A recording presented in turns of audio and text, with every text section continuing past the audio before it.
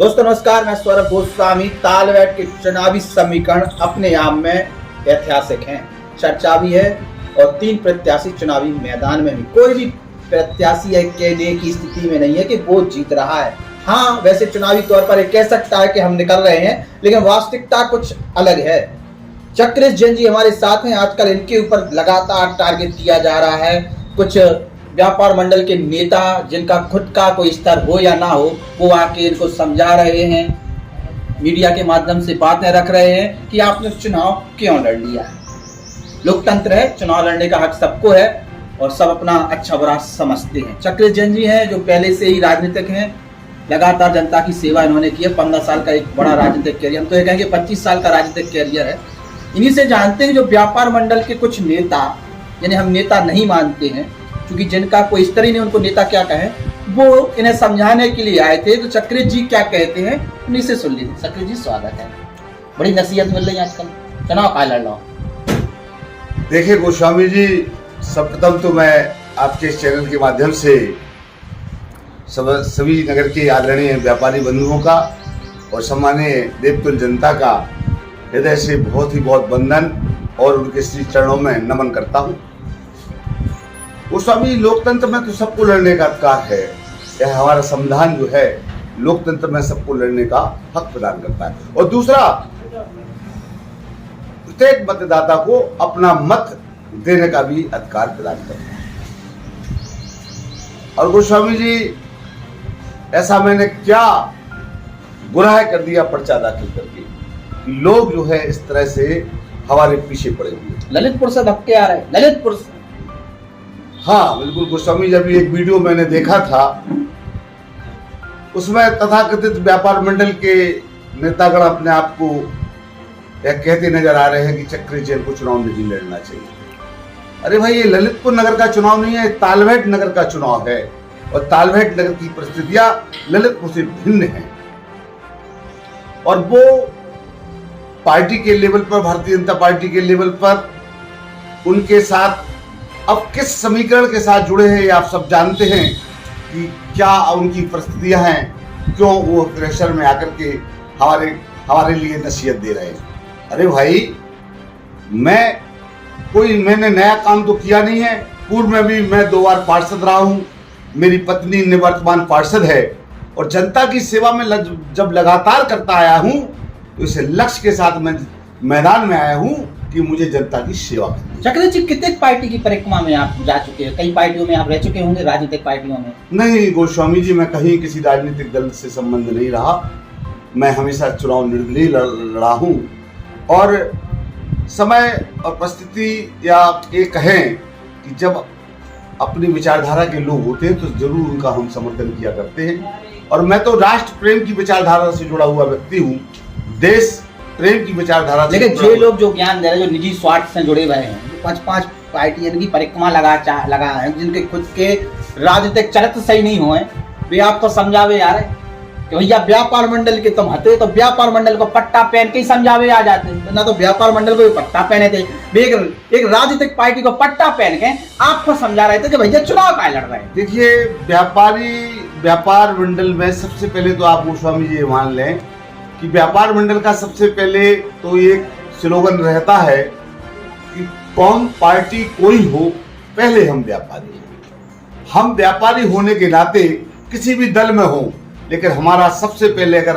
कोई सोच होती है तो व्यापारी हित की बात। अब तो नारा बदल लगाओ, कौम व्यापारी, जो आपने बहाल कहिए, कौम व्यापारी कोई भी हो, पहले हम व्यापारी। लेकिन जे व्यापारी कैसे लग रहे हैं? राजनीतिक चेहरे बदले हुए हैं। मुझे तो ये लगता है कि वो अपने खुद के संरक्षण के लिए राजनीतिक दल का चूल्हा उड़े हैं। मुझे तो यही समझ में आया है और वो इस तरह की बात कर रहे हैं। नरेंद्र कलंकी बोल रहे थे कि भैया जी पार्टी में हैं, उसने वही से रहते को टिकट करी। तो नरेंद्र कलंकी तो कई बार चुनाव लड़े हैं। नरेंद्र कलंकी जी अभी पूर्व में श्याम बिहारी मिश्रा गुट से थे, वहां उन्हें निष्कासित किया गया। फिर उन्होंने अपना नावगढ़ बना ला, संजय पटवारी झांसी वालों का ग्रुप अपना हमारे पास भी आए थे उस समय। वे व्यापार मंडल के संग वफादारी नहीं कर पाए, वो हमारे पास भी आए थे कि भैया आप हमारे ग्रुप में हो जाओ। मैंने कहा नहीं भैया, हम तो अपने जो है जिस गुट से हमारी जो है प्रतिबद्धता है और मैं उसी गुट से ही। एक पार्टी प्रेम का झलकने लगे नरेंद्र कलंकी।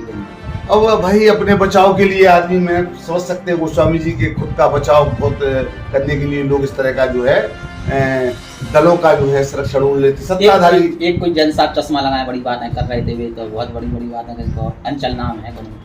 और आप सब जानते हैं कि कौन व्यक्ति इस जिले में किस चरित्र का व्यक्ति है। और जब राजनीतिक वे भी कई पार्टी में घूमे हैं, कई पार्टी के पट्टे पहने हैं। निश्चित रूप से एक बार वो बहुजन समाजवादी पार्टी से भी चुनाव लड़ चुके हैं। सपा उपा के भी सुने हमने। नहीं, विधायक का चुनाव लड़े थे। अच्छा। बहुजन समाजवादी पार्टी से शायद कुछ ना कुछ चुनाव वो लड़े हुए हैं, मुझे जहाँ तक जानकारी है। लेकिन व्यापार मंडल का पट्टा तो पहनत नहीं है। अब वही क्या है कि जब आदमी को जब सत्ता का जिस पार्टी की सत्ता होती है और सत्ता का सुख भोगने के लिए व्यापारिक सुख के कौन वर्ष सत्ता सुख अपना संरक्षित रहे, उनके काम काज चलते रहे, काम काज चलते रहे, इस तरह का होता है। जैसे उनके कारनामे पेपर में कई बार छपे हैं। ठीक है, गोस्वामी जी में किसी के व्यक्तिगत उसमें जाना नहीं चाहता, यह उनका सूचना उनने है। जो आप पे आरोप लगाया तो वह बात है जो उनने कहीं पे कछु कहने और नहीं। भाई मैं तो सिर्फ इतना कहना चाहता हूँ कि वो अपना ललितपुर देखें। तालबेट का चुनाव है, तालबेट की जनता को ही उसका हक, उनका हक छीने और उन्हें मतदान करने दें। और उनको जो निर्णय लेना है वो आने वाली 4 तारीख को जनता ये निर्णय करेगी कि तालबेट में किस तरह का प्रतिनिधि होना चाहिए। ये जनता का निर्णय होगा और जनता ही इस चुनाव में आदरणीय है और जनता ही इस चुनाव में भगवान है।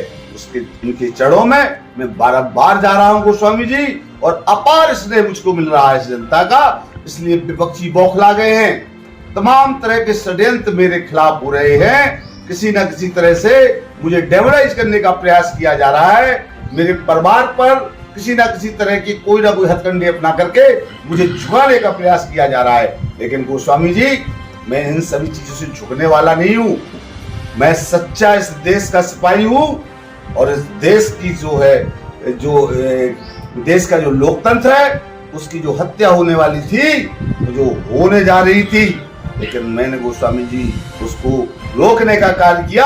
और आज चुनाव मैदान में जब मैं हूँ तो मुझ पर तमाम तरह की स्थितियां बनाई जा रही हैं, लेकिन मैं झुकने वाला नहीं हूँ। मैं सिर्फ झुक रहा हूँ तो अपनी इस नगर की आदरणीय देवकुल जनता के चरणों में, अपने व्यापारियों के चरणों में, कि मैं आपके स्वाभिमान और सम्मान की लड़ाई के लिए मैदान में हूँ और आप सभी का सम्मान और स्वाभिमान और सुरक्षा से कोई समझौता नहीं करने दूंगा।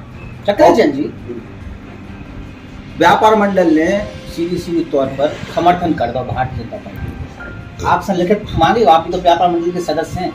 नहीं, आप जो और सदस्य उनसे कहीं उन्होंने लिखित में मांगा कि हम समर्थन कर रहे हैं, आप समर्थन लिखित में दे दीजिए। नहीं, व्यापार मंडल कभी किसी दल का समर्थन नहीं करता। ये कैसे कर रहे हैं? ये तो भाई क्या है, दल जब व्यापार मंडल होता है तो उसमें सभी दल के लोग हुआ करते हैं। लेकिन मैंने पहले क्या बताया, निजी स्वार्थ के कारण ऐसे लोग जो व्यापारियों की सुरक्षा का दम्भ भर रहे हैं और व्यापारियों के पास जाकर उनको गुमराह कर रहे हैं। मैं उन व्यापारी साथियों से कहना चाहता हूं कि इन बहरूपियों के चेहरों से सावधान रहें और आपका सच्चा हित, सच्चा सिपाही चक्रेश जैन, जो हमेशा आपकी आवाज बना हुआ है, लगातार आपके लिए संघर्ष कर रहा है और संघर्ष करता रहेगा। और इसके लिए चाहे मुझे अपने प्राणों की आहुति क्यों न दे। व्यापारी नेताओं के लिए चक्र जैन का करारा जवाब सामने आया है। उन नेताओं के लिए जो निजी स्वार्थ में जिस संगठन से जुड़े हैं उस संगठन के पैमाने को ही नहीं पूरा कर पा रहे हों, राजनीतिक चोला ओढ़ के किसी गैर राजनीतिक संगठन के पदाधिकारी बने बैठे हैं और राजनीतिक पार्टी को सपोर्ट कर रहे हैं। ये वही लोग हैं जो कभी टैक्स के लेकर विरोध करते हैं तो कभी निजी स्वार्थ में समर्थन के लिए बात करने लगते हैं। चक्रेश जैन चुनावी मैदान में है और पूरे दमखम के साथ तालबेट के चुनावी समर में अपना योगदान दे रहे हैं और जनता जनार्दन के बीच में है। परिणाम कुछ भी हो, चुनाव में जो मजा आ रहा है वो सभी के बीच में है। और तालबेट का चुनाव तो वैसे ही ऐतिहासिक होता है। व्यापारी नेताओं को अपने गलीबान में झांकना चाहिए कि वो व्यापारी है या किसी पार्टी के नेता या किसी पार्टी के प्रवक्ता। कायदे से उन्हें उस पद से इस्तीफा दे देना चाहिए, फिर आगे भारतीय जनता पार्टी का झुंझुनाव पट्टा पहन के चक्रेश जैन जैसे नेताओं को समझाना चाहिए जो किसी पार्टी से नहीं आते हैं। बहुत बहुत धन्यवाद चक्रेश जी। धन्यवाद गोस्वामी जी, आपका बहुत बहुत आभार। जन सरोकार से जुड़ी हुई आवाज द बुंदेलखंड पोस्ट को सब्सक्राइब करें।